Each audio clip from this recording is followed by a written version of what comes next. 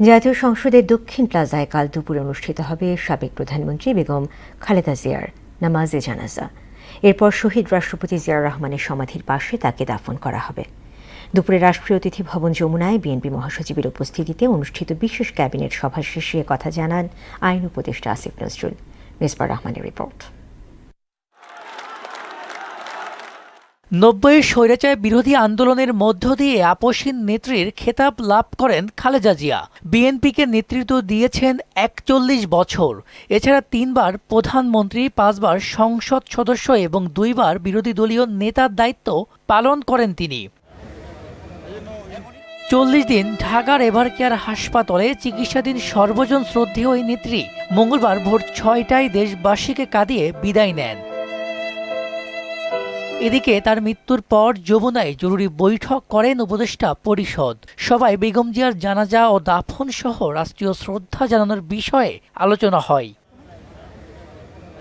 পরে আইন উপদেষ্টা আসিফ নজরুল খালেদা জিয়ার মৃত্যুতে আগামী ৩ দিন রাষ্ট্রীয় শোক সহ অন্যান্য আনুষ্ঠানিকতার বিষয় তুলে ধরেন। জিয়ার মৃত্যুতে আগামীকাল থেকে ৩ দিনের জন্য রাষ্ট্রীয় শোক প্রস্তাব গৃহীত হয়েছে এবং আগামীকাল সাধারণ ছুটি ঘোষণার সিদ্ধান্ত হয়েছে।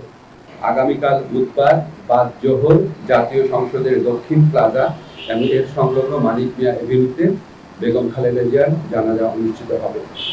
জানাজার পর তাকে শহীদ রাষ্ট্রপতি, বীর মুক্তিযোদ্ধা রাষ্ট্রপতি জিয়াউর রহমানের পাশে দাফন করা হবে।